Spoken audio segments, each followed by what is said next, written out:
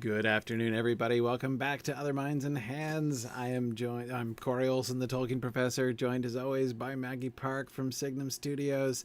And today we are here on our 101st episode. We are preparing to undertake the experimental undertaking that we discussed last time. So this is going to be fairly experimental. So remember, as we discussed last time, one of the things that we want to do, there's a bunch of additional sort of like higher end production things that we're wanting to do. Through Signum Studios, involved with Other Minds and Hands. We were discussing this last time.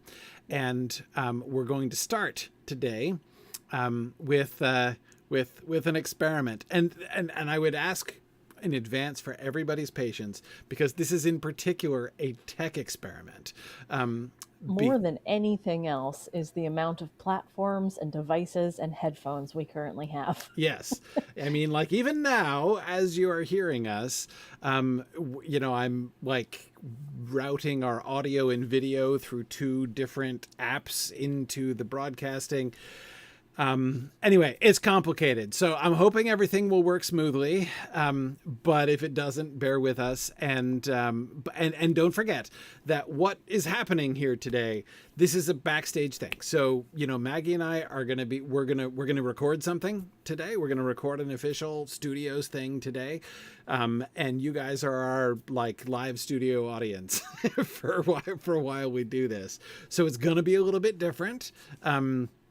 Than our discussions before. We're not just going to be discussing together. We're not going to be interacting with you guys in exactly the same way, because we're going to be focused on doing the recording that we're doing. And again, just to remind you, because we did talk about this last time, but again, in case you missed last time, we're going to do a FanTrack today. So first of all, we should make sure to let people know what FanTracks are. So here on the Signum Collaboratory, we have lots of things in our library, books and lots of lectures, lots of academic lectures, and we've got articles and presentations and all sorts of things. But one of the things that we have are FanTracks, and the whole concept of FanTracks is just we have creators who are watching something and recording an audio soundtrack. Of course, Tolkien fans are all familiar with this concept, of course, from the Peter Jackson days, right? From the Lord of the Rings films and all the different audio commentary tracks they have. This was a popular thing back in the DVD days. Lots of different audio tracks. And the core idea of FanTracks is really simple, where we just have folks who are doing analysis of, an analysis track of TV shows, movies, whatever. We have a small collection to begin. We've been building that. I know we're going to be releasing soon, right? The whole season 2 of Rings of Power. Yeah, episode 1 has already come out. We're missing episode 2, which is why we're doing this tonight. But then we have 2, 3, 4, 5, 6, and 7 recorded from our retrospective crew. So we'll have Matt from Nerd of the Rings, we'll have Kirsten from Torn, we'll have James Tauber and Alan Sisto. All took turns. So yeah, we've got season 2, episode 1 up there. This is going to be episode 2, and then the rest will trickle out. That's Kirsten and Alan, right? Yeah. Yeah, that was fun. So, those of you who watched the retrospective episodes of the Rings of Rings and Realms will remember that there were a bunch of sessions where Maggie and I were with two other of our guests, sitting on stools, right, and discussing terrible, awful, topics. Painful stools. Yes, that was the day in which Maggie and I sat on those stools for like 8 hours, and and both of us, our backs were killing us by the end of the day. We were like uncurling our legs at the end of the day. It was but awful. The discussion was super fun, and there's still 2 episodes of retrospective to come that I think are dropping this week, maybe next week, but they're dropping really soon. Yeah, I see. So I see 2.1 is here. So yeah, this is Kirsten. Oh no, and I meant Alan. of the YouTube releases of those episodes. Oh, cool. Yeah. Nice. Yeah. So, Anyway, so while the other two who were not on camera with us at that point were recording these in the other room, which was really fun. So, and then episode 8, we're working on a schedule at the moment to get everybody on one FanTrack, which is going to be chaos, yes, but a lot of fun. Yes, it will be. It will be fun chaos. Yeah. Anyway, so these are fun, and so we're releasing a bunch more of these FanTracks. It's a really fun concept. I did. There's one I did with New Beta there on the Rankin Bass Hobbit, which was tremendous fun. And I did one on what was it called? The Order? I can't read the print, but with Sparrow, and that was really the Old fantastic. Guard, Old Guard, that's it. That was really fun. Yeah. So, I mean, it is certainly commentary. We aim to just discuss the things that we enjoy or dislike. It doesn't have to be a total love of the thing that you're discussing, but we try to focus pretty heavily on analysis. So it's definitely discussion and enjoyment, but with a lot of, ooh, look at this, and what do you think about this, and really taking a bit more of an academic task to it. Yeah. Yep. Exactly. So, so we're going to try to do it live tonight. So tonight, yes, exactly. What we're doing here today is we're going to record this live. And so you're going to see backstage. So you're going to be seeing us, and you're hearing us now. So if you're hearing us now, you'll be hearing us while we do the commentary, which we're recording on one app. The audio is not coming through the Zoom. Only our video is coming through the Zoom. It's confusing, but anyway, okay. Anyway, also all this stuff can be found on the Signum Collaboratory, and will be available through the Signum store as well. So I want to say a few things about FanTracks, if that's all right. First of all, anybody can submit to FanTracks. So I think in the YouTube description of this episode, why don't we post the link to submitting? So if there's something that you think you have an interesting perspective on, or you're really gung-ho obsessed with fill in the blank, you can submit a track to FanTracks as well. So the goal is for it to be an open submission with a lot of peer reviewing and kind of critiquing and editing and things like that, but that's the goal. So going through the setup, you'll get the instructions from us on how to do that. But I think it's good for Corey and I to kind of remember some of this, because we got multiple sets of headphones going on to make sure we're not picking up the audio of the episode on the recording of the FanTrack. You see the divide of that. So minimize items around you that you could knock or bang. That's basically for me, because I knock over my water bottle every time I record one of these. We've done that. Quiet room. The dog's upstairs, so we should be safe there. I think I'll be okay for quiet room too. So record the whole thing in one go. So main thing is we're not going to pause the film. We're not going to get up and walk away. We probably won't respond to comments or anything in Twitch or YouTube in live time, but I think at the start of the episode, we have to introduce ourselves at the start of the episode, and just say, hi, I'm Maggie Parke. This is, I'm Corey. This is the FanTrack that we're doing and why we're doing it. By the way, we're doing it with a live studio audience, so we think we'll acknowledge you guys. And so then if you do say something that we want to kind of bring into the conversation or bring into the analysis, we can name you and bring that into it. So please do feel free to comment with aplomb, but don't feel snuffed if we don't take a look at it or if it comes up much later. Yeah. And so just to clarify to everybody how this is going to work here today.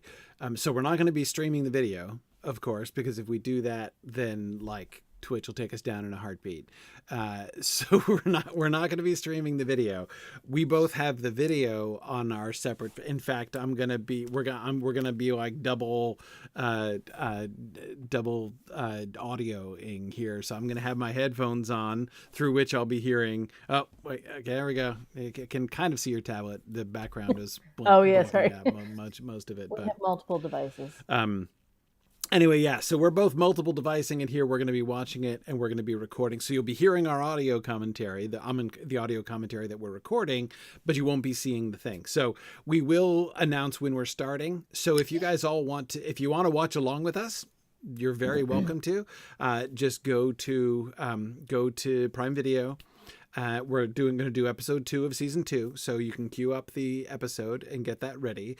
You can start it with us. That way you can have it running while we're recording, so that you'll like what we're saying will make sense to what you're seeing. And also, you guys can help, because confused people are likely to be joining late. And having no idea of what is going on here. That's why I've made this little sign that you can see on the screen, because I'm not going to be able to address it, when anybody's coming. So when somebody new comes and says, "Hey, what's going on?" you can, people who are following along can tell us, can tell them what timestamp we're up to, basically. And just as a reminder for going through the recording, one of the main points is don't feel like you need to fill all of the space. Quiet airtime can be good too. The vibe of this is for the listener to feel like they're watching something with an informed pal sitting next to them. So we don't want to talk through the whole thing. We don't want to talk through all the favorite lines, but our snippets of info or commentary. So don't be surprised if we have some like quiet gaps as well, because we're watching this. And then we chime in, when it feels fitting to do so. And then how we start it, so you guys can line up with us. Before we hit play on the episode at the top of the recording, we're going to start with a really clear script saying, "Hi, I'm Maggie. Hi, I'm Corey." And then we say, "Okay, I'm looking at the Prime logo. It's the blue steps. Now it turns to a smile and the logo is gone." So that's really important for us in studio when we start to edit the audio together, to make sure that it matches up with the episode. Mm-hmm. But we'll also do that for you. So you can see exactly like what we're looking at, and you can try to sync it up. I mean, worst case, you're going to be 2 or 3 seconds apart from us, but that's the goal. Yes. Are we skipping the previously on?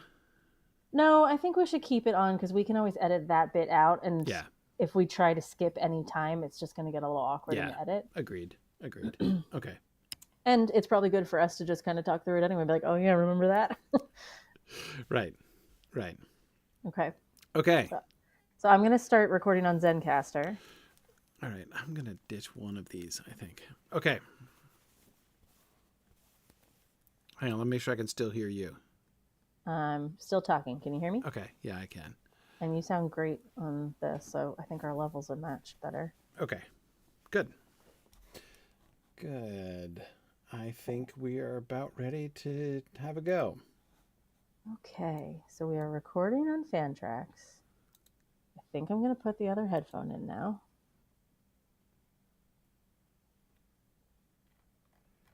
It's a look. Okay. Are we doing our introductions and stuff live now? I think we start with our introductions first. And then together, you and I should go 3, 2, 1, play, and then talk through this logo. Does that sound good? Yes. Okay. So why don't you start with, "I am Corey. This is who I am." Are we? Oh yeah, we are recording. Okay. Yeah, and we'll edit this part out, obviously. Yeah, exactly. That's fine. It's fine again. It's fine. No, just no stopping. Okay. Right. So I'll just do my introduction. Yeah. So do your introduction. I'll do my introduction, and I'll say this is season 2, episode 2 of The Rings of Power. And do you want to mention the live audience after I do it, and then we'll get started? Sure. I'll mention it after you. You do the Corey, I do the Maggie in the episode, you do the live audience. Yeah. And then I'll do the logo talk out. Yes. Sure. I think, hang on, I got it. You're too quiet with only the one earbud. Okay, there we go. That's better. All right. Okay, cool. Yeah, I didn't touch my screen. Now it went off. Okay. Oh, hang on a second. Sharon is correct about ads. Are we going to have ad problems? On Prime? Yes. Yes, I think we are. I'm not even remembering. I'm not seeing any of the markers that usually I don't indicate know when if the ads are if you happening. get them. Okay, if you get an ad, just go ad, and we'll both pause it as soon as humanly possible. Okay. Okay. Sure.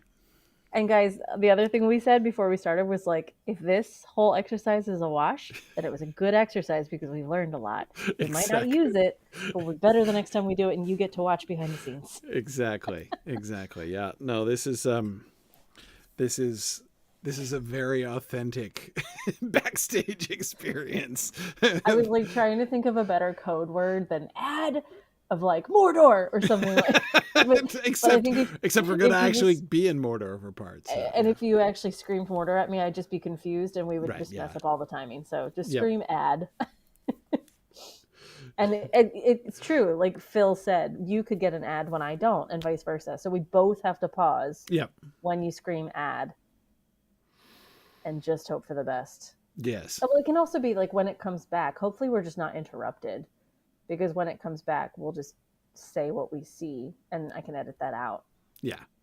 Okay. Yeah, so we won't be pausing the audio. We'll just be pausing our videos. And then getting our videos to the place where we're continuing again. Correct. No problem. It'll be fine. It is. What could go wrong? Somewhere we have the ripped episodes that we can watch this uninterrupted, but I don't know where those are right now. So if this goes to wash, we'll find those and re-record, but let's give it a go. Yep. Everybody ready? Okay. We're recording on Zencastr. You're doing the introduction. I'm doing the introduction. You're doing the live studio. I'm doing the logo, and then we'll hit play at the same time. Okay. Yeah. So are we just starting at 000 timestamp? Are we? Yeah. Yep. Okay. All right. Let's this is fun. Okay. Ready? It's fun to do new things. Yeah. Ready. Okay. Oh dear. Hi, this is Corey Olsen, the Tolkien professor. And I'm Maggie Parke, director of Studio Labs. Nope. Well, I did that last time too. Yeah. Not Studio Labs. All right, start over. Ben might object to that introduction, potentially. Yeah. Hi, I'm Corey Olsen, the Tolkien professor. And I'm Maggie Parke, the director of Signum Studios. And now you're going to do the thing. This is why we have multiple takes and teleprompters. One more time. Hi, I'm Corey Olsen, the Tolkien professor. And I'm Maggie Parke, the director of Signum Studios. Today we are going to record an audio fan track, and we are looking at Amazon's Rings of Power, Season 2, Episode 2. And today we are filming this experimentally in front of a live studio audience. Well, sort of a live studio audience. A broadcast studio audience, to make it even more fun and complicated. So we are going to hit play at the same time, and I will talk us through the logo disappearing before we start this episode. Ready, Corey? I'm ready. I'll go 3, 2, 1, play. Okay. And when I say play, hit your play button. I'm ready. Okay. 3, 2, 1, play. All right, we are watching the logo turn into a smile, the word Prime. Prime's gone. Gotta love a recap.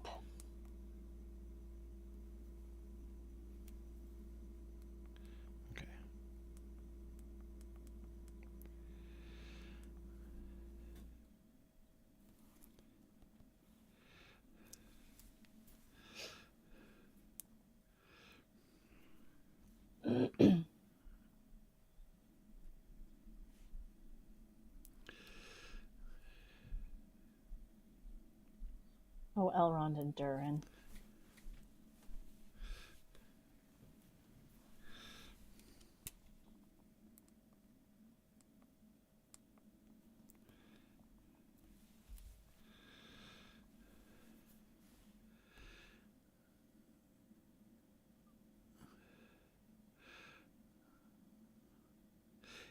You know, I've thought their previously on stuff is really well done throughout the show. I would agree, especially if like following all of these different timelines and all these different characters. Yes. Not timelines, storylines and characters. Yes.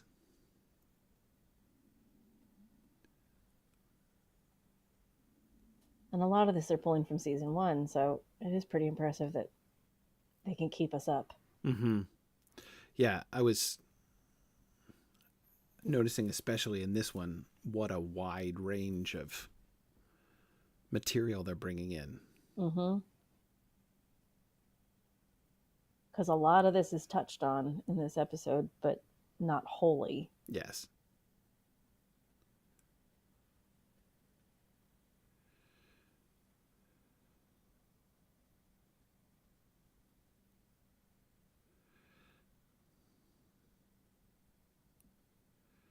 Dun, dun, dun. Okay. Oof. So that was, of course, one of the pictures that we received in the vision before. This is where it's revealed that that's Mount Doom erupting. And then we start to see the poison spewing Yes. out from Mount Doom. Such a great visual impact of look at the evil spreading. And that it begins looking down into the crater of Mount Doom. We're presumably seeing the cracks of Doom. We're seeing the Samathnar. We're seeing the center of Sauron's power. So it really does imply. And then, of course, seeing the black tendrils reaching all the way to Khazad-dûm, there is the implication, at least, of actual causality between the evil that is coming out from what we know will be the center of Sauron's power into Khazad-dûm here, which is the thing which led me, I remember when we talked about this on Rings and Realms, that it seems we're being asked to understand this as an external attack on Khazad-dûm rather than just an internal issue. Yeah, and then I love, this is the bit that I did analysis on in Rings and Realms, that scene and the evil spreading from Mount Doom and affecting Khazad-dûm, we then see played out through two humans, through two human interactions of Durin and Disa. And this scene is just so lovely because they're so close, they're so connected to each other. Mm-hmm. They're doing pretty mundane tasks of a couple, shopping in the market, moving around each other, talking and communicating, but also getting things done. So we have this kind of working duo. Yeah. The same way we have Khazad-dûm working. Right. And then this rift happens and they don't work. Neither does Khazad-dûm. Right. So when we get to the rift, I'll talk through that bit. I'm thinking, as you have trained me to do, of the lighting, the warmth on them and the cold lighting in the background. So the blue in the background, right? The bluish cold light in the background, that's the daylight coming in from outside. So we have the warm. Okay, now she senses it in advance. And then this separation. So he has now walked away. They were together this whole time. He's now walked away. She's moving independently. And she feels it. Because she's more in touch with the mountain. That's what it means, being the stone singer like she is. Which again leads me to ask, is this an external attack? Is the mountain being attacked, or is the mountain attacking in some sense, right? That's and it feels to me like it's the former, where the mountain's being attacked. Yes. Yeah, I always felt that because they feel like they're trying to heal it. They're trying to help it. Mm-hmm. But their powers are almost muted or squashed. But then I like this bit too. The two of them come together. We've had this physical rift. We see an actual destruction. Yes. Now the light is dying. The light's going away. I think in Rings and Realms I even said it's a fade to black. That's what's happening. Yes. We're getting a fade to black visually while this is also happening inside Khazad-dûm. Right, right.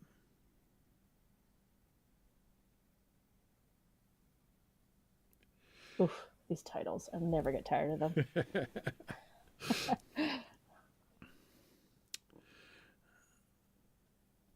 Yes, I agree. I love the Sand Table titles are just gorgeous.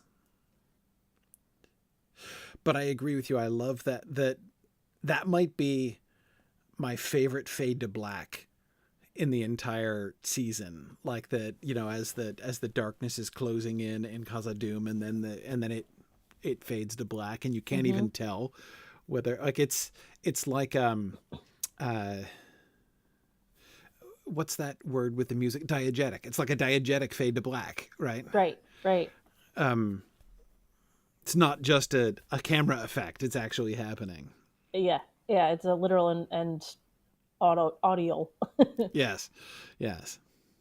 Oh, sorry. I'm just watching all of these images too, and I'd forgotten like the eye comes into this opening, the doors of Durin.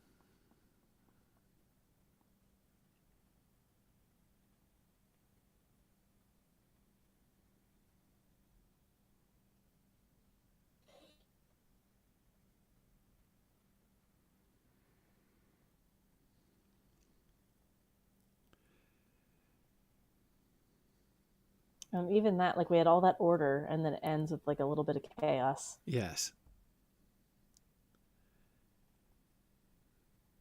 We know that ring. And of course, the burial of the seeds. We should be remembering Adar doing that in the previous season. So we're seeing once again an allusion. We had Arondir and Adar both burying seeds before battle. So the implication that Galadriel is preparing for battle and doing so while looking at the carving of her brother.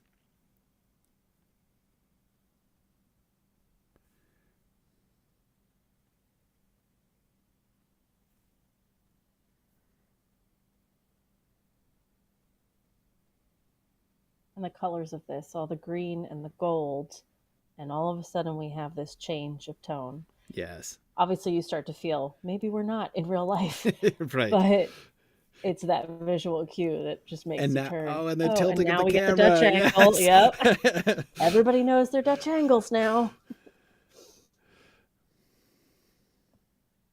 I don't think I have ever been so conscious of Dutch angles as in watching this show. It's one of those things I feel like I always clocked, but I've certainly never talked about it as much as I did with Galadriel. When Celebrimbor switches to black speech, it is so powerful because, of course, the first thing he's talking about is the elven rings in the black speech, right? The elf ring that she's wearing right now.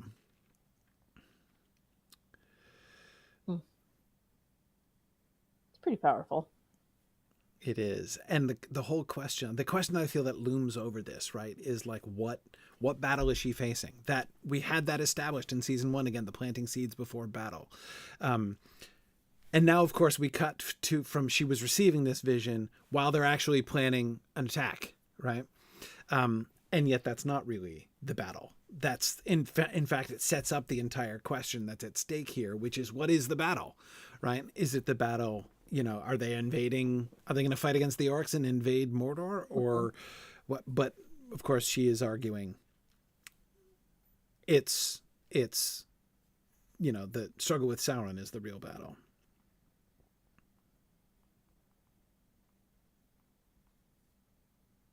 Deference.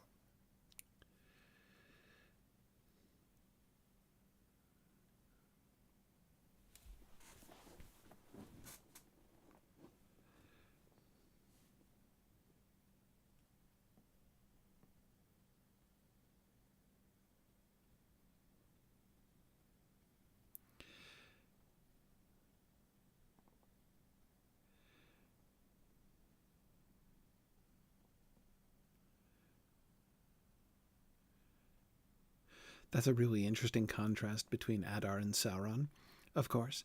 Sauron didn't see himself at all as the master of a barren waste.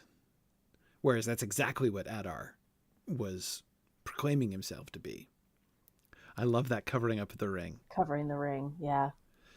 And that's also the first glimpse that we get that Gil-galad has ditched all his other rings.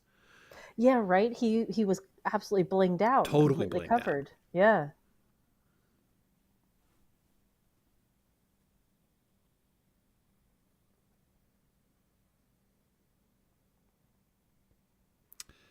She looks so small and young in these shots too, because the camera is slightly high looking down on her. Yeah. So it just gives her that, and she's not in her battle armor. It's a very soft version, unsure version.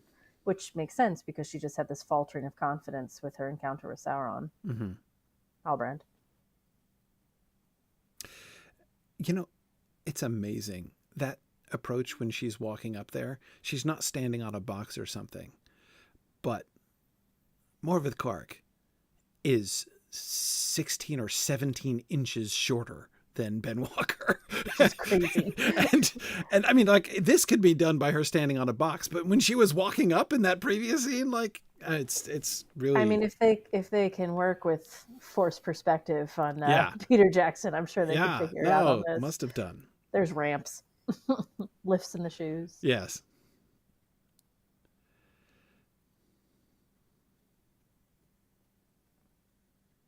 Yeah, keep an eye on the palettes here too. I mean, there's so much green and gold going on that this is a color of warmth and safety and natural, soft lines, all of that. So the contrast later when we get Eregion starting to fall and it's the very cold, harsh grays and blues.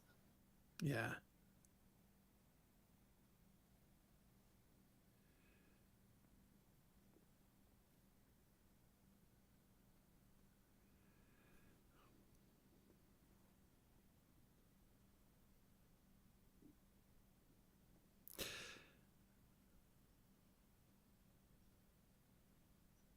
Which is really interesting because on the one hand, what he's describing is, of course, what we're going to see with Celebrimbor at the end of the season. And yet he's saying that it has happened to her before, but we didn't see Sauron perpetrating the kind of illusions that he does in season 2 with Galadriel. But it makes you wonder, like, did he? Like, were there ways in which he, in fact, changed her perceptions? Yeah. What influence did he have that we're not familiar with? Eregion is really pretty. It's very Thomas Kincaid painting.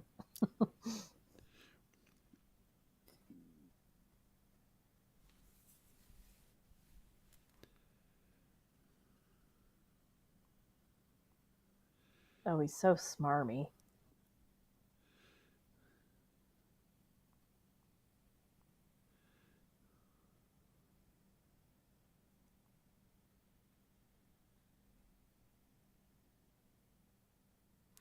Here's where I'm going to show you my wound. All right, turn my back to make sure you see how grievously injured I am. Take pity. Ooh.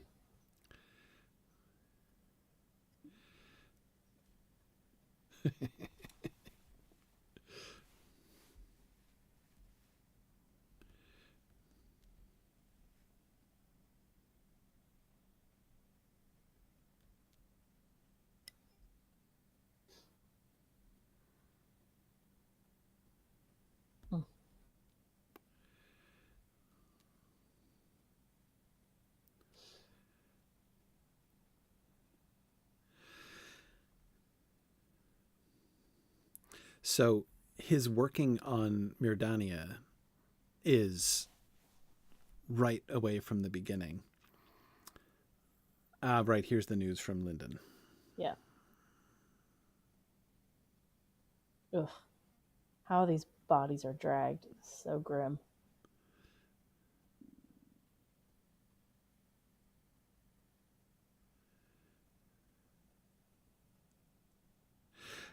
Is this the Barrow-wights that are doing this? It's not explained until later, but yes. Yeah, so because at the this chains. point, at this point, we don't know if it's Right. orcs or whatnot, but yes.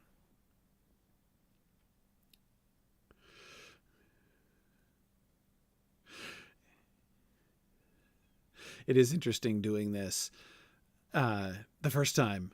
Of course, like, I'm thinking back to our Rings and Realms analysis when we didn't know. We didn't know anything. Yeah, so like being able to see all the foreshadowing now is very interesting. It's nice to do analysis now when we do have the full picture too. Yes. Also, this was in the middle of the fever dream that was episodes 1 through 3 originally. Exactly. So. When we were trying to get 3 episodes out in a week. Yes. The fever dream, that's exactly what it was.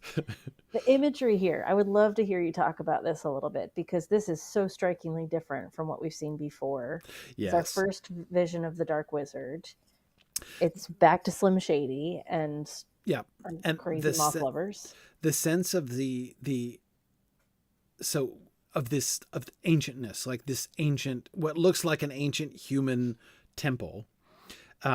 It's not structured like a Middle Eastern ziggurat, like a Mesopotamian ziggurat or a pyramid or something like that. Mm-hmm. But this does not look like elvish. These do not look like elvish structures. No. And the obvious sort of ritualism involved here. The moths we've already been invited to associate with the magic of these people, right?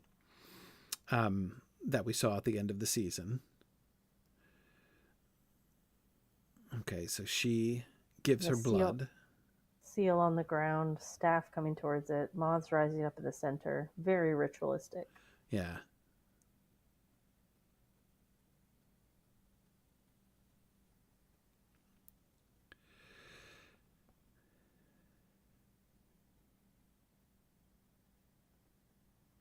It is very interesting because, of course, it's such a fascinating and open question, really genuinely open question, how magic works, what magic is in the Lord of the Rings. In general, it is the assertion of will over the primary world is like the basic definition of it. But the way that this is sort of adding these ritual elements, right? This blood ritual stuff, seems to tie directly into. So she's one of the White Wings, I'm guessing? Sounds like it. Yeah.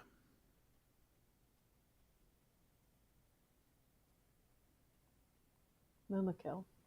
Yeah.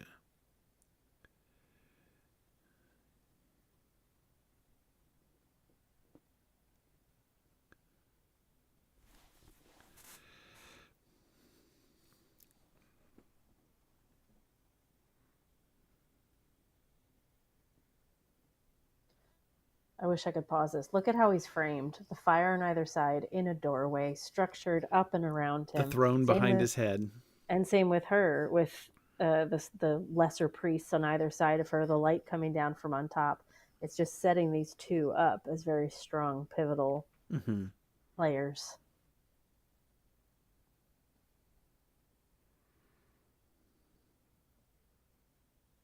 That's right, the curse upon our flesh, because we never see their faces. We assume they have some malady.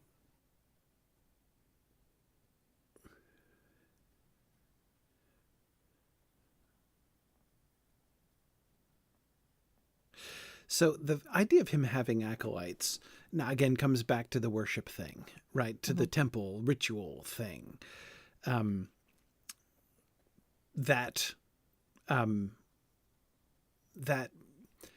somebody like a wizard who goes bad sets himself up to be worshipped as a god, is like, that's a thing in Tolkien's world. That's like the next step for Saruman, basically. Oh, right. They're trying to name him. Yeah, right. Fredegar.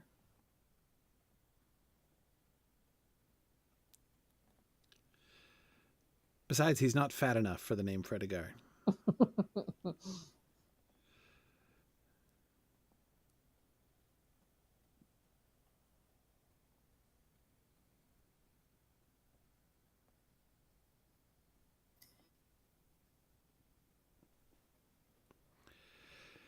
So that's the initial framing within this episode, right, of what their quest is. Right, that their quest is to find his name, his identity. And it's thinking back to what the Dark Wizard was saying, The Dark Wizard was saying a mortal can't expect to overcome an Istar, right? And can't expect to overcome a wizard because of who he is, because of what he can do.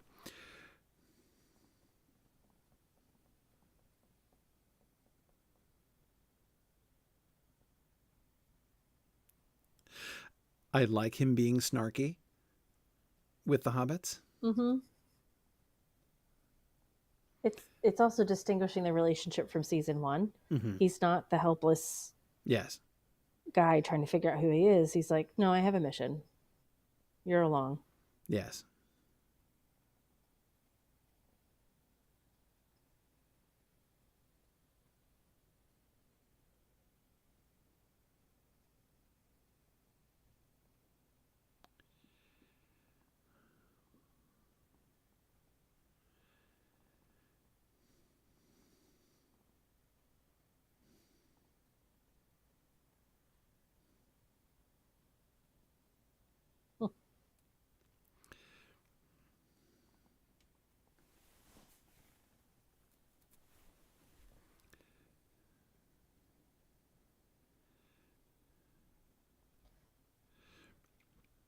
Okay, so it's time for the Harfoot stealth maneuver.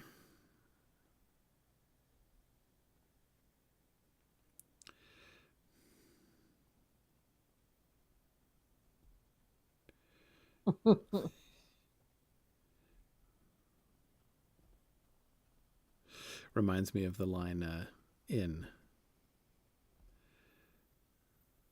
when Mary is talking about seeing Bilbo vanish with the ring and saying, I barely had time to hide myself in a more ordinary manner. Yeah. Like it's been passed down.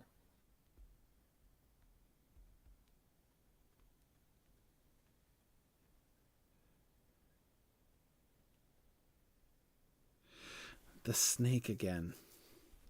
I've still not been particularly satisfied with the use of it. Yes.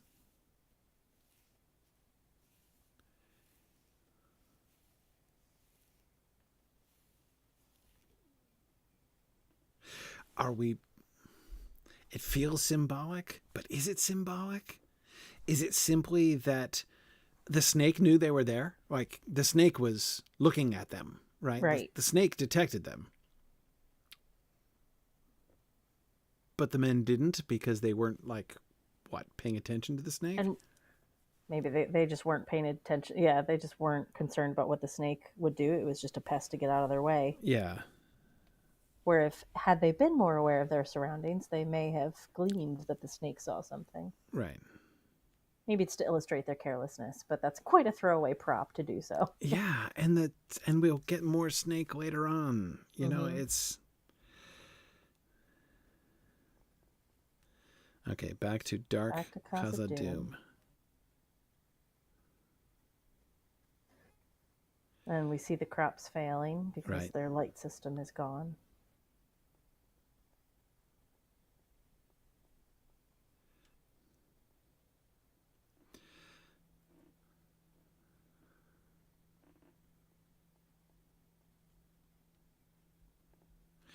Right. So the question, again, there's this speculation of external cursing, right? Again, some sort of external force acting on the mountain.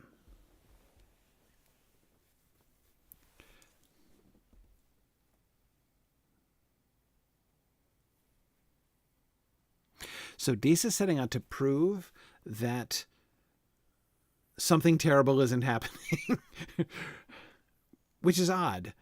I'm not sure I'm following her. No, I don't really see her rationale here yet. I think she knows something terrible is happening.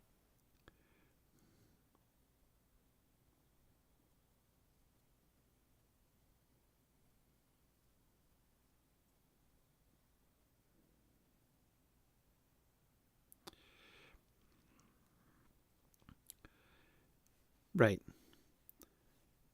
Totally naturalistic explanation. That's what something terrible not happening looks like. It's just an earthquake caused by the waking of a fire mountain. Could happen to anybody. and last this long. We can't fix it. It's fine.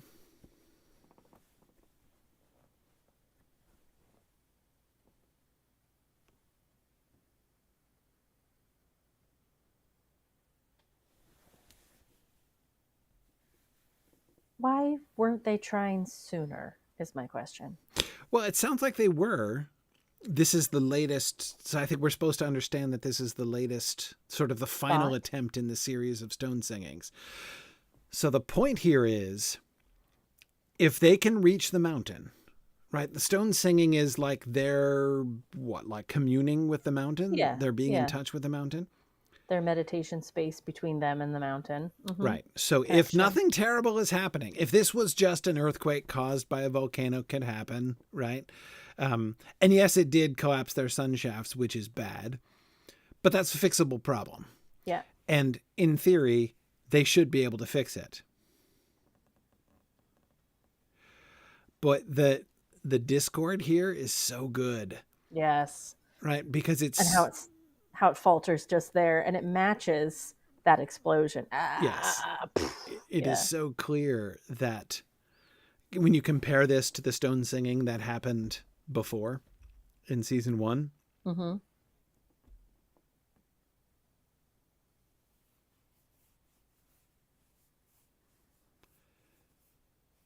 Right.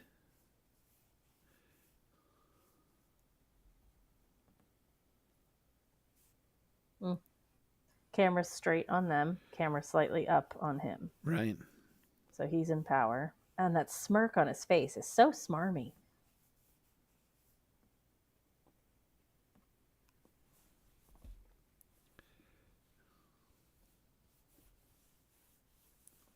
Like, he seems pleased by this. There's my line.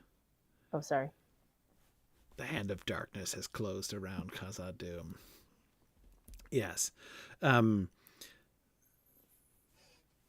He doesn't condemn them. This isn't their failure. Mm-hmm. That's why he begins emphasizing the unbroken success. Also to point to the fact that there clearly is some external intervention here.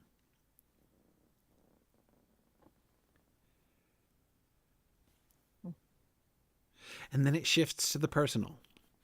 Yep.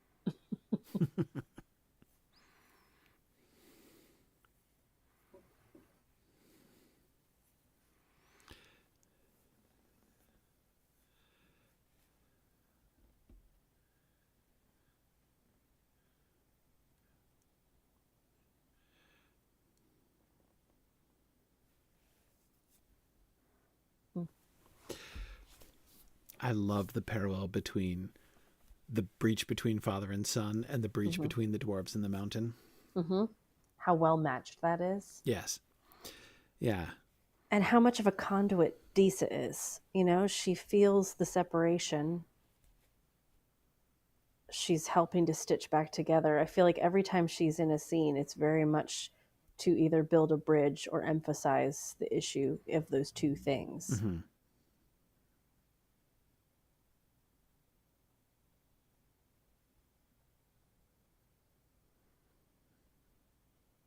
Camera getting tighter. Like she's zeroing in on him. Come on.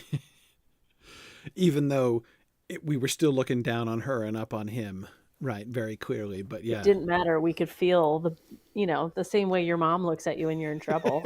Yes. Yes.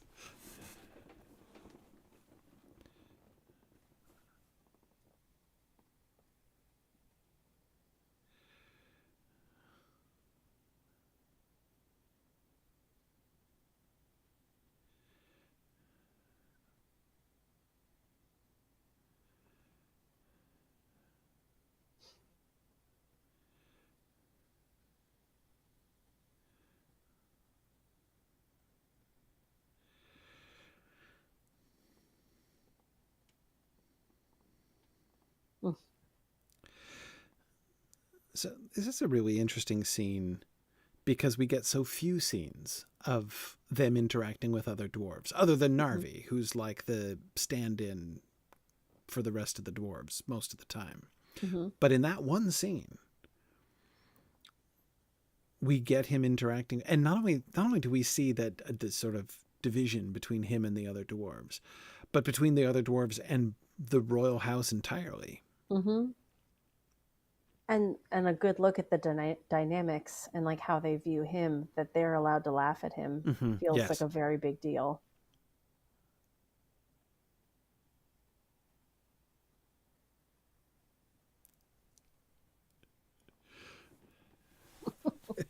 I love her.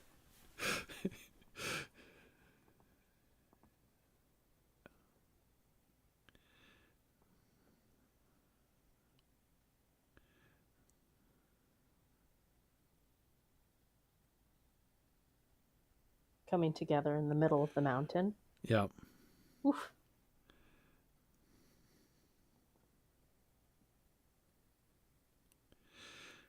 I love that, like the peak behind them, the diamond in the wall. And that they were separate from each other on the edge of the mountain, and then they came together in the middle of it. So perfectly framed right there.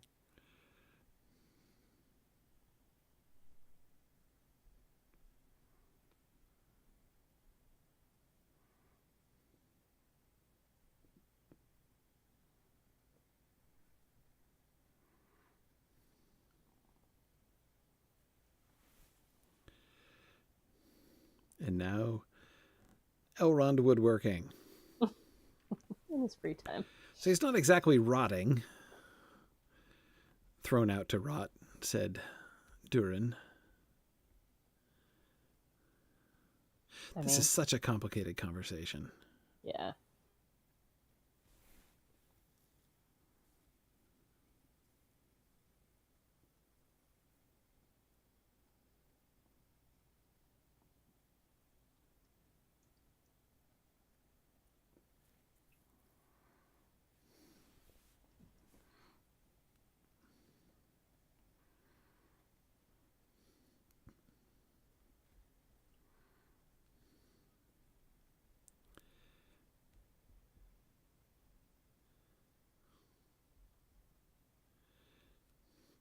It's interesting that we don't see him like pulling rank on her or anything. Just refusing to follow her.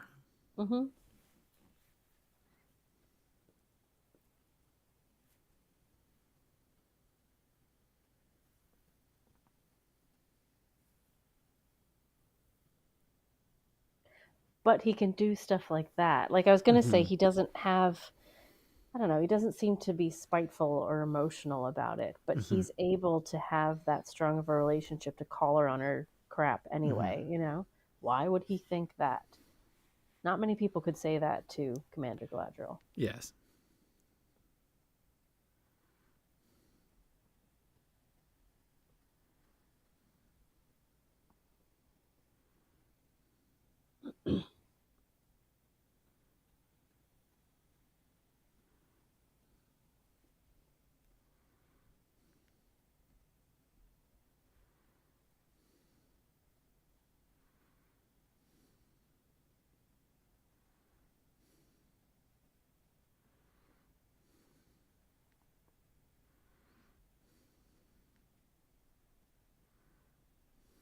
Do you think Elrond's given up at this point?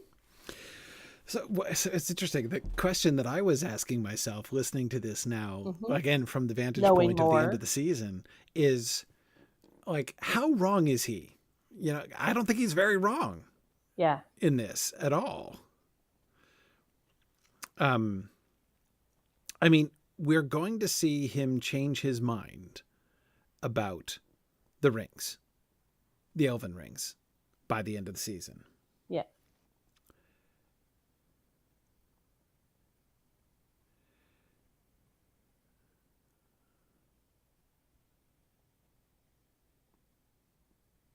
That's the part he's going to change his mind about. having a part. Yeah. The whole collaborator thing, really.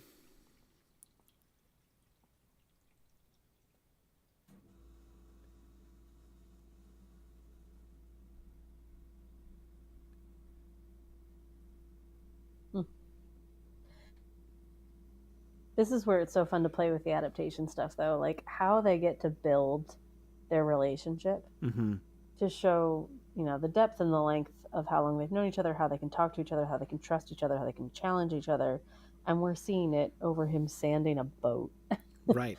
And I was just going to point out what I think I never talked about before. I've talked about him doing woodworking, but what is he doing? He is building a ship. A Mm-hmm. ship, like a Valinor bound ship. Oh, do you need to talk about the shell? What Círdan shaving. Oh, Círdan. I, you know,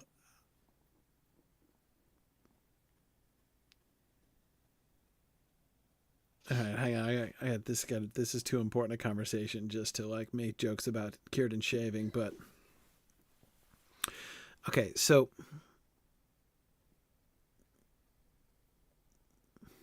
I can believe that Darwin is insufferable.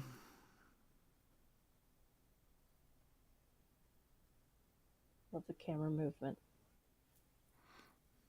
Everything's very fluid around Círdan.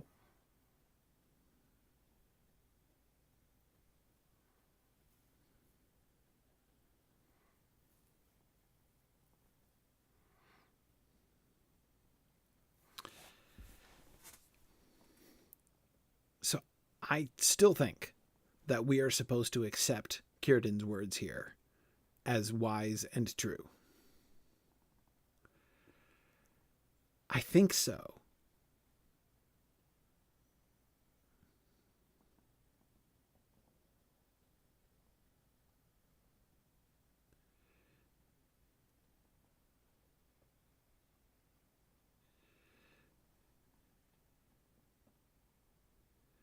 I still find this so weird. Yes. It's weird and kind of creepy. Yes, and the music swelling, it just feels gimmicky, and I don't know. I'm not on board with this depiction. I can control fish. I don't know. That all things are drawn to it is what he's emphasizing. That the fish, of course, I have no idea. He's not. Is he exerting his will to try to control the fish? Do we know? He seems to be suggesting that it's just a native part of that brings power, and it's why it's important that the elves control it. But we can also see that he wants to show Elrond something. So it is exerting his will because he wants them to show off. Mm-hmm.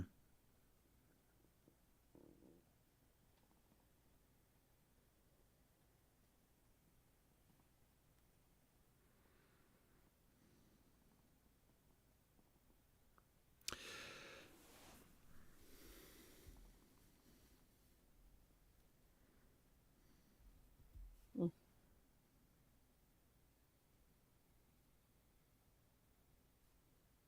Beautiful roll of thirds.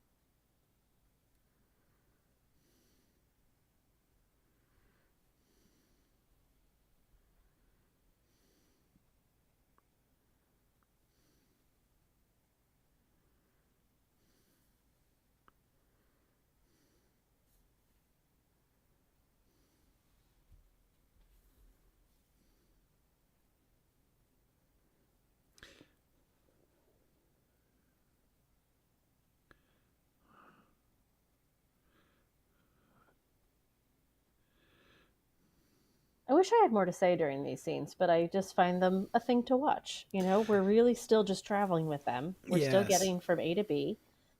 They are painting a really vivid picture, so I'm with them on that. We're seeing Rune as this incredibly cruel, dry space where you Yes. take water and alarm sounds. I get it. Oh, I forgot about the standard. There's an eye on that flag, isn't there? So we assume that the area has been taken by dark supporters.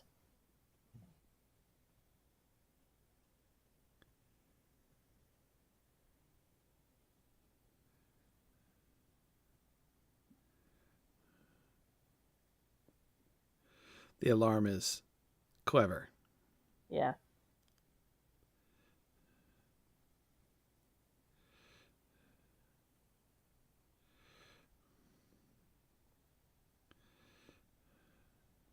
Stop the alarm. So again, they established at the beginning that this was a quest for his name, for his identity. Mm-hmm. At the beginning of this episode, I mean.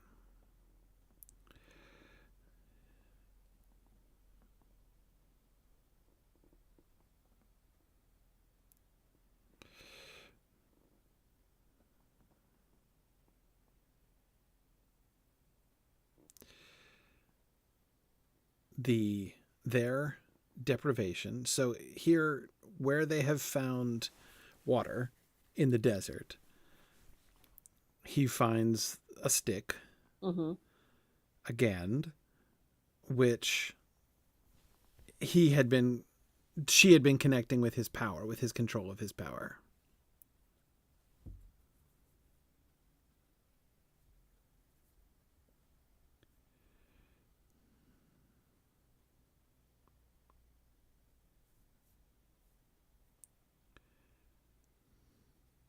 I've been watching for the banner again. Of course, this is where I wish I could pause and go back. I know. I didn't see the... Oh, there it is. Yeah, okay. No, it's clearly an eye. Most definitely. But the way that the eye... You can see in the middle of the eye, there's a staff that comes up, and the pupil of the eye is like the gem in the head of the Dark Wizard's staff.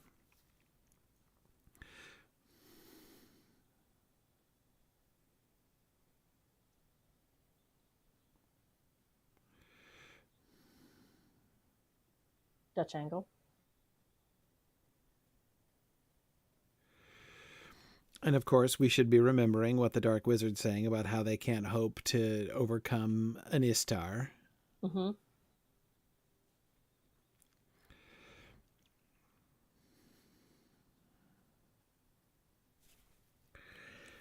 Wowza.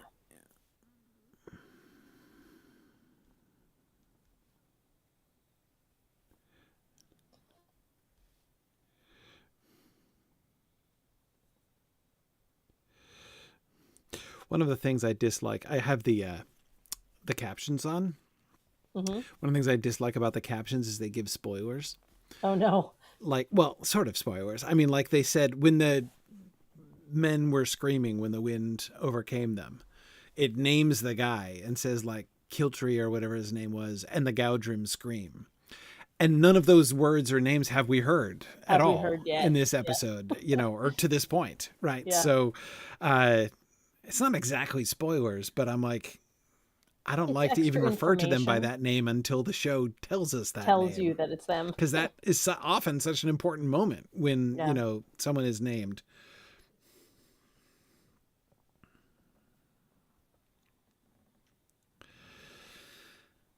So I'm guessing throughout this bit, he thought that he would use the staff to channel powers, but underestimated severely how strong he was. Because I feel like his concern for them is sincere, but he didn't hesitate to potentially put them in some pretty serious trouble either. Back to Celebrimbor. Oh yeah, the doors, isn't it? It's the Ithildine. Yeah. This is the Ithildine prototype. Yep.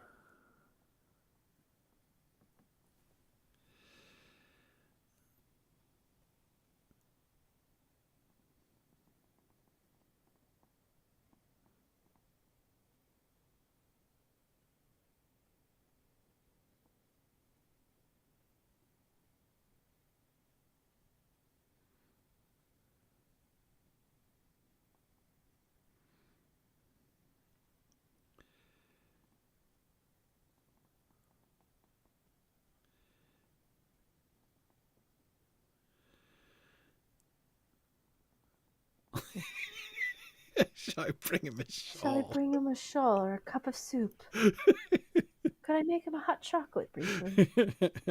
Oh, look at that camera angle. It started looking down on him and then swooped from behind with him looking up. I mean, becomes the shot that Galadriel had when she right here in her vision.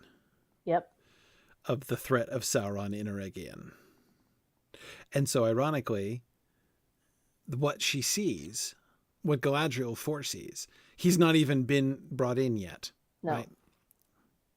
He's still outside. So it was like, in that sense, a sort of advanced warning.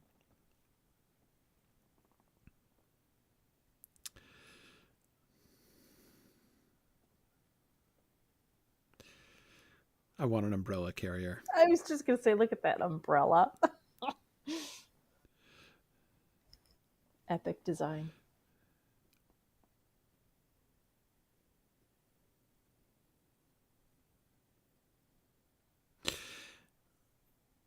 That's right. And this doesn't count as treating.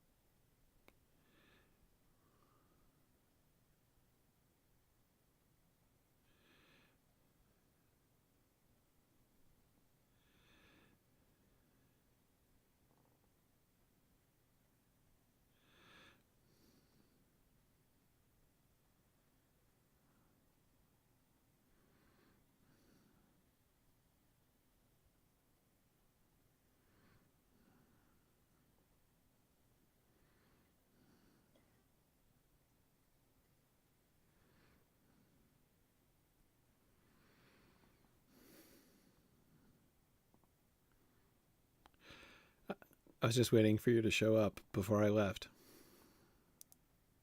Okay. I know I talked about this in Rings of Realms, but I have to do it here. Look at how he's sitting.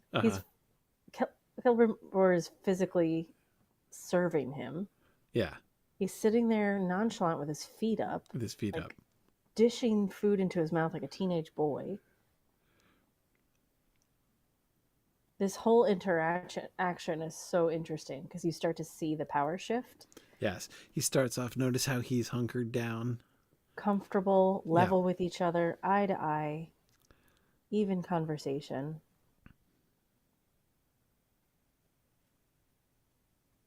And this like ethereal choral music behind it. It's very heavenly. It just paints him in this beautiful light. Like he's trying really hard to do the good thing, choose the right path.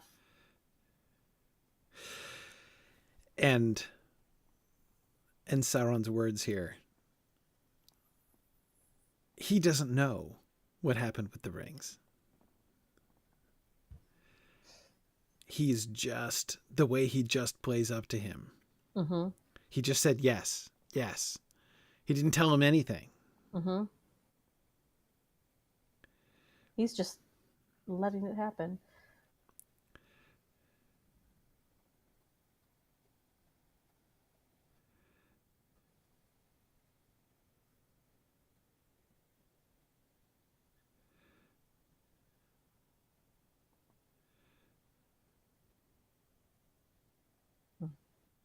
And there's the shift. Mm-hmm.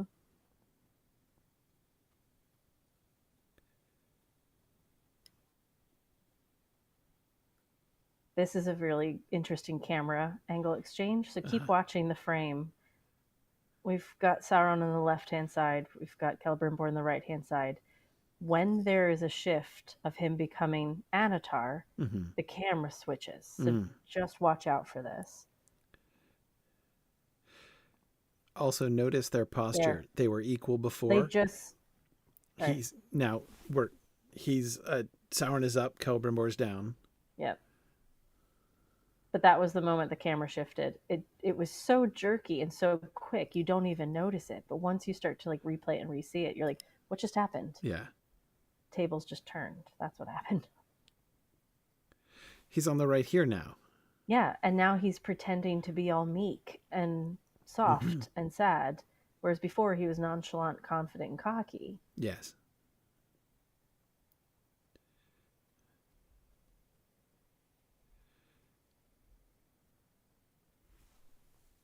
And Celebrimbor in the forefront, he's the protagonist in this shot. And where is Sauron? Between him and the fire, right? Like, right. And now Celebrimbor has squared up. He no longer looks casual and friendly. Mm-hmm.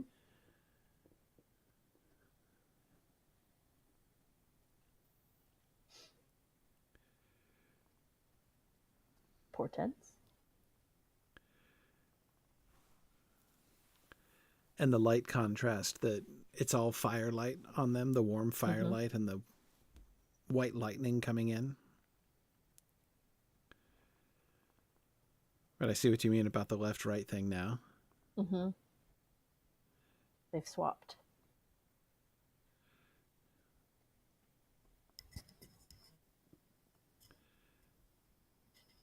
And now he sits down. He's lowering himself. He's making himself more humble because he's about to announce a massive power shift, but he's trying to make himself be like the servant. Right, because conduit, he's not supporter. Claiming.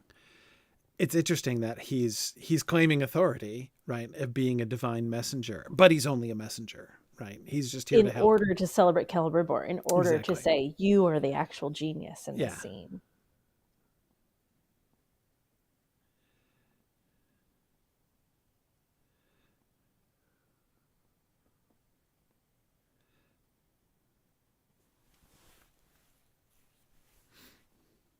He's center now.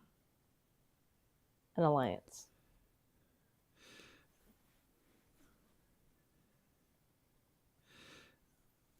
Okay, Celebrimbor tipping.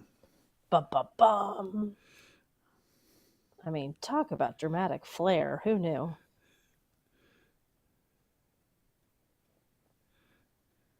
Camera pans back, revealing the whole space without him. Music just starting. The Sauron music just starting in the background. The first age bottle! The bottle! Lights drop, and then the only source of light comes from the drama queen in the corner. Well, out of the forge itself is pretty darn effective.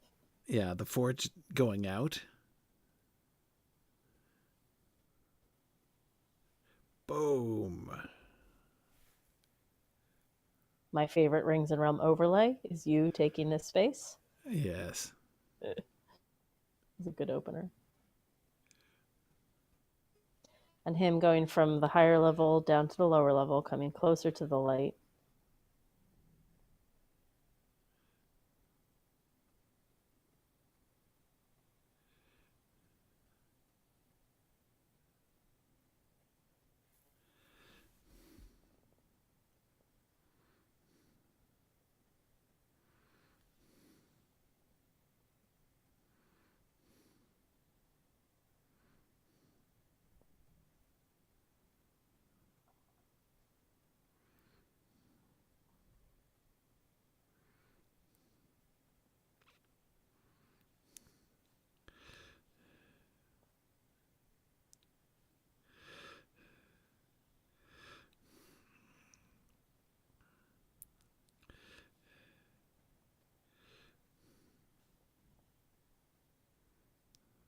I mean, like, watching the scene, I still kind of roll my eyes at how over the top it is. But you can see how dang effective it is to Celebrimbor, who's like, I will drink this Kool-Aid. I'm on board. Yeah. I mean, he just wants to serve and help and save, but he does also have this ego streak that you can see him latching onto this and say, yes. Every theatrical trick is played visually for us to say, yep, he took the bait.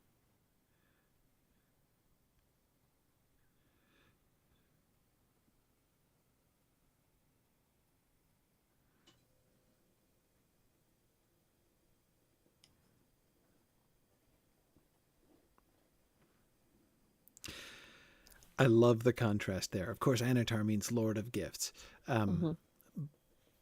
Right. He reflects it, right? Sauron says a sharer of gifts, right?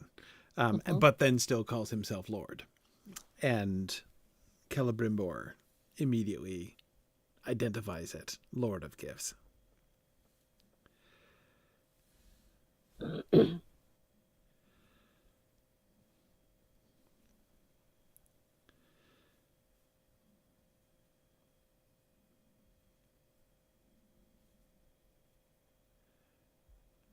Because it isn't he who reconsidered.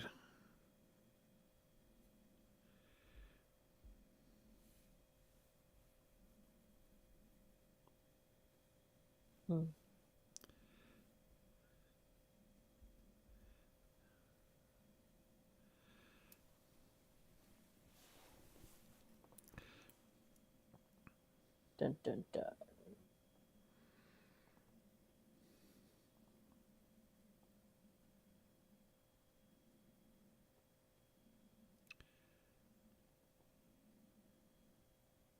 And he takes his place. Adopts his posture at the table. Chin lift.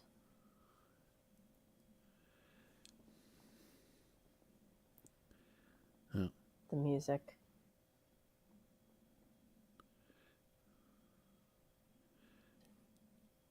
Nice. Tengwar.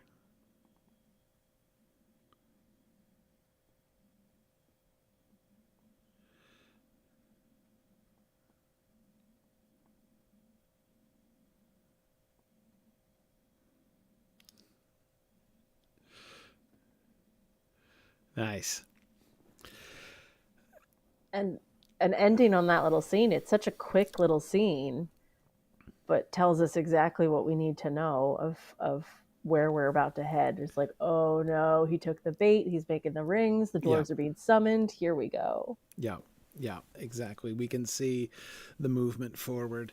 It's one of the things that I've never really been in sympathy with the people who complain about the progression of time in the Rings of Power. The sort of unannounced and indeterminate time jumps that are being made. I mean, this I think is a really good example, right? Like clearly we're supposed to understand that time has passed, right?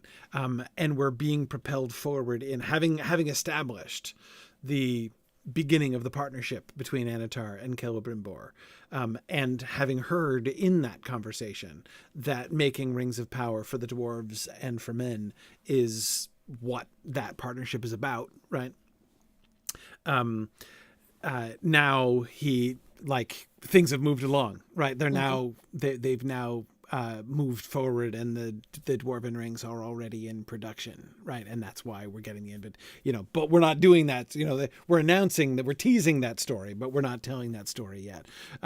But showing that kind of the momentum of things moving forward, like that always seemed like enough to me. I was fine with that, and even though we don't know how much time has passed and everything else, and even with the travel stuff and everything, travel's weird in this show, as it so often is in fantasy travel shows like for this. Convenience in these things. We need A to get to B. Who cares what's in the middle of that, right? But Right. I mean, I think there's a certain amount of truth to that. Like I say it kind of jokingly, like ha ha ha, who cares? But like honestly, who cares? Like we do as fans, but in terms of like story points and understanding what's going on, we just need this sequence of events of like Celebrimbor and Anatar decide to make rings. Yes. Elrond and Galadriel have switched power roles. Right. And the dwarves are being summoned. Like those three things could happen in the same 30 seconds for all we know, or they could have been months apart. Right. But those are the three instigating factors that move together. So as long as they flow, it doesn't really matter how much time has passed between them. Yes. Yeah. And we've talked a lot about timeline compression where, we got to do it because otherwise we're just going to be sitting there watching grass grow for 3 months, and we need a little more action to move a story along. Right. Or like for centuries, if they had followed Tolkien's timeline. Yes, exactly. Yeah. Yeah. Well, that was really interesting to watch from the context of having seen the whole episode. I mean, I've watched them again since, but to actually go through and discuss it with and like you. discuss it, yeah, especially without doing I didn't watch it again before doing this with you right no, me now. neither, for that reason. So that's kind of fun to like have slightly fresh eyes because it's been a while, but at the same time have the knowledge of where this is going. It really makes me want to do, like, when all 5 seasons are out, we're doing a whole watch through, Corey. Yeah. set aside a week or two. Yes. Yeah. Yes, that'd be fun. That was fun. All right. Well, thank you so much, guys, and join us for the next FanTrack. Exactly. Very good. Yeah. Okay, I will stop the Zencaster. Okay, so I think we need to unmute ourselves on Zoom here.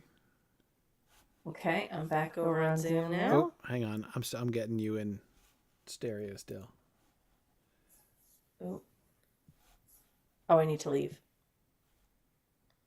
Okay, actually, why don't you keep yourself muted on Zoom?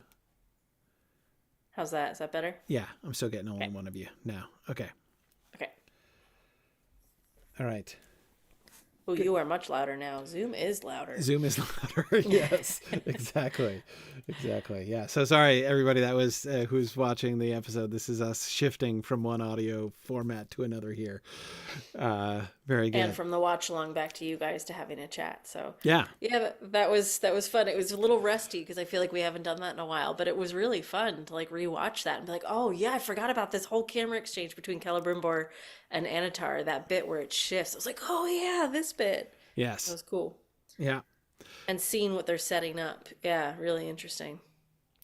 Yeah, very cool. Excellent. Well, that went relatively smoothly. Let's hope it worked. I'll check the recording tomorrow and we'll find out. Yes. Yes. Exactly. But that was good. That was good. So we were talking about maybe doing another FanTrack next time. We had discussed, so there are a couple things that we want to go on and do. As we discussed in in our 100th episode, we would love to be working, Maggie and I would love to be working together and with you guys through and in Other Minds and Hands, not only on doing, analysis. We're wanting to kind of take our discussions to another level. There's been some a frustration in a sense that the limitations of this medium that we're in, that is the live broadcast medium where we can't look at clips and we can't, there's a lot of stuff that we can't do here. We would like to be able to do more. We would like to be able to do a little bit more like what we do in Rings and Realms. But we don't want to lose the live broadcast and we don't want to lose the connection with you guys. So today was one example of one of the things that we want to do where we're actually creating some premium content in real time here and bringing you guys in backstage. And I want to do that with some of the other things that we're doing as well. We had talked last time about doing some more planned out miniseries of analysis on different adaptation projects. And I want to continue as we're doing here, as I said last week or last time, we would love to be able to put more into the stuff that we're doing so that we can get a better product out in the end than we're able to do in spontaneous discussion over Twitch and YouTube. But we don't have time to do that. We don't have a whole lot of extra time to pour in. So being able to use this time in Other Minds and Hands and to involve you guys in that process seems like a lot of fun, actually. So Maggie, next time, should we do another FanTrack or should we do some planning for our first miniseries? Oh, goodness. I feel like we could easily do either. I personally want to do season 1, episode 1 of Andor, in my heart, just because I really want to rewatch Andor. And it has been a while, and I think it would be really fun to bring some of our analysis into a Star Wars world because of the Rogue One conversation we did and how end of season 2 of Andor takes us straight into Rogue One. I just want to watch it. I'm so engaged with that idea. Yes. But the idea that we would record season 1, episode 1 of Andor, it's going to be a really long time before you get all 2 seasons of Andor fan tracks from us. Yes. But yes. if you guys are interested in having just like a little dip into the Star Wars world of us doing that, I think that would be a lot of fun. I want to see how long the episode is. If somebody wants to Google that real fast while we're talking, that'd be awesome. Because if it's only like, half an hour, then we can do that, and then also some planning potentially. I think they're longer than. I think it's an hour. I think it's an hour. They're an hour. It's going to be like this one, basically. Yeah. So yeah, I think it would be pretty much a whole episode if we're going to do a fan track of it. Yeah, I think it would be too. Yeah. The other option is making a plan of what we want to do next. So like the idea of this is we don't want to lose the organic conversation of just Corey and I talking about something and musing about something, because we love that too. But I would like it to be tied to a little bit more of an impetus, not just like, hey, what do you want to talk about tonight? It's like, oh, there's another, oh God, episode 1 is an hour and 41. Oh no, it's just 41. Season 1, episode 1 is 41 minutes. Okay. Oh, okay. Well, then maybe we could do that and then just chat a little bit about plans. Yeah. Especially since we've done the tech setup here once, so we can figure it out. Thank you. Yeah. Jedindy. But yeah, I mean, the idea is that we can create some content that you get to watch, because it's a lot of fun for us to make that stuff, but we don't usually get to do it. And FanTrack is such an easy way to do it, because we can't live stream on YouTube. It would be taken down. Well, actually, YouTube Rings of Power we can, but everything else we can't. Though they probably wouldn't love us streaming entire episodes. Probably not. Even though technically, I think we wouldn't get taken down by YouTube. But yeah, we won't. That might strain the limits of our whitelisting, I think. Yeah. But with FanTracks, we can do that, because we really do want to do more analysis, like actually watching a product and doing some of the deep dive, but we can't do a ton of that. And if we do smaller sessions like we were talking about the plan, it'll have to be like short scenes that we're doing some deep analysis on. So we got to do a fair bit of planning for that. Planning is something we don't have a ton of time for. So yeah, doing that on the show and kind of bringing you guys in as part of the planning process. Yeah, like this creator circle discussion is, I don't know, really fun to think about. I think so too. I kind of selfishly want to say yes to Andor next week, and then we just have a bit of a chat about what you want to do. Yeah, if it's 41 minutes, we should be able to hopefully get it started a little bit more expeditious, because we won't have to explain everything, because we've already done it once. So we should be able to start it a little sooner, and then we'll be able to probably get at least 20-30 minutes at the end to at least make a plan for what we're going to be planning for the next time, and we can especially if this worked. If this didn't work, we might have to figure a few things out, but if this worked, we're good. Right. Yeah, cool. Exactly. We'll see what the final product looks like, but cool. Okay, so Andor next week, and discussion of where we're going next. Yeah, absolutely. Cool.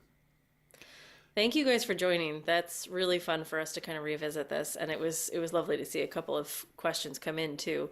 And Phil, I saw your comment about the dwarves being too human, and yeah, I get that. I kind of wanted to comment on it while we were in there and be like, yeah, I can see that, but I think that's why I love them so much, because you just feel the connection.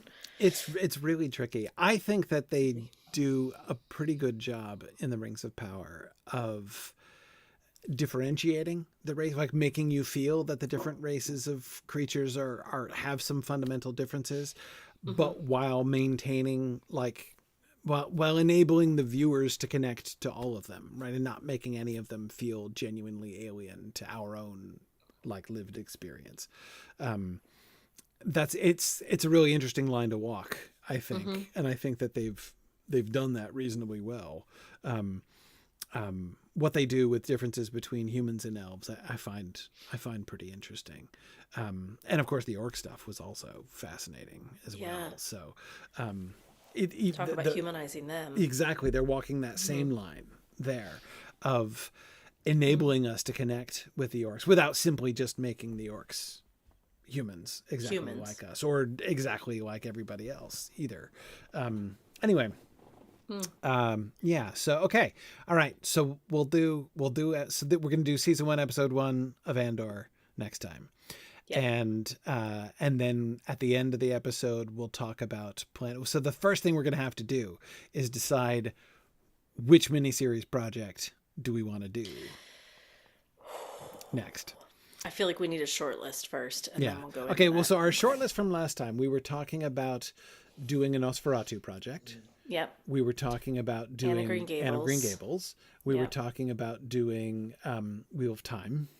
Yep. Looking at Wheel of Time. That's one. Actually, I wonder, what if we did a FanTrack's watch through of Wheel of Time? Wheel of Time. Instead of doing I don't mean instead of Andor. I mean instead of doing like a series on it, because what's going to be hard is that you haven't read the book. So it's going to be interesting. I mean, I'm really interested to talk about it with you, because getting your perspective on just like you're just watching this show and like, this doesn't make sense. Who's that? Right. Yeah, all that. From both your film analysis standpoint and your just show viewer standpoint will be interesting. And I can talk about the book, but, I guess season 1 is still technically book, singular, but, in any case, so that would be interesting. But I feel like if we were to really try to do a full adaptation miniseries thing on Wheel of Time, we'd need to be, talking about the books more thoroughly through. But if we did FanTracks, that would enable us to get into that more quickly, because then we wouldn't have to do more prep. That is, you would not have to read multiple 1,000-page books in order to... I was going to say, I'm like, the catch-up is going to be a little lengthy there. It would be. I'm like, maybe we Nowhere is it lengthier than trying to catch up with the Wheel of Time, but yeah. I mean, I think with it, we could certainly start off, episodes, 1, 2, 3 or something. Like, we can make a start at some of the episodes FanTrack wise. But then I think that also this is now us doing some development chat. So I think this also sets off that chapter or that like story of FanTrack. So if we want to bring Wheel of Time into FanTracks, you and I do 1, 2, and 3. Well, bring Jordan in, do 4 with him, bring, other people in to do other ones. And with FanTracks, there's no reason you can't have 10 people doing episode 1. So like those people can come back and do the beginning episodes, but just kicking off that series for FanTracks would be a lot of fun. Yes. It doesn't mean you and I have to do every episode the whole way through. Yep. So we could just dip in, see how we like talking about it. And then if it makes sense for me to read book 1 and do season 1, great. We can do that. Right. But yeah, it just, for that reason, for prep reasons, the Wheel of Time thing doesn't seem like the same kind of question, the same kind of project as like the Nosferatu or the Anne of Green Gables, or if we wanted to do a more formal Jane Austen project or a Little Women project or something like that. Narnia, we still could probably do a fair bit on Narnia as well. I feel like we just kind of skimmed, and there's other people we'd like to bring into that. So yeah. All right. So next week, let's make the list and talk about a little bit about what we could do with each of those. And then we'll start to flesh those out and see which one makes the most sense. One of the things that, of course, it's also hard for me is I'm a completionist by nature. So like dipping around and doing like one here and one there, like when we start Andor, I'm going to want to do like both seasons, like the whole thing. But that would be a 4-month commitment basically to But like this might, we'll have to talk about this next week. I'm like, but this might also be the window for us to do that, because there's not a new Tolkien thing coming out for a little while. There are other things coming out that we might want to talk about, but this might be the time to have a short-term, more consistent project. But maybe it's just FanTracks. Maybe it is just doing Andor like that. And we do Andor, which is an hour FanTrack, and then we talk about it for a half hour. Right. Yeah, exactly. I know there's so much to talk about. There's a lot to talk, and there's going to be a lot to talk about in the Wheel of Time also, and that's also, it's now 3 seasons, so that's going to be 24 episodes that we would need to do. So you don't have those years in this short amount of time. We'll see what we can do. All right, we know what we're doing next week, and then we'll make a plan for moving forward. Maybe we'll do a poll for people to decide for us. But yeah, I also really like having a studio's developmental conversation alongside this, because coming up with stuff that you guys find interesting, we don't want to assume that you find it interesting. Right. So tell us if you Right. find this interesting. But like coming up with stuff that you find interesting, lifting the curtain, seeing behind, all that, but also creating some new good content, that'd be great. And the more people we can bring into this, like we can bring in writers, DPs, directors, producers, like joining these conversations with us potentially. Like that'd be a lot of fun.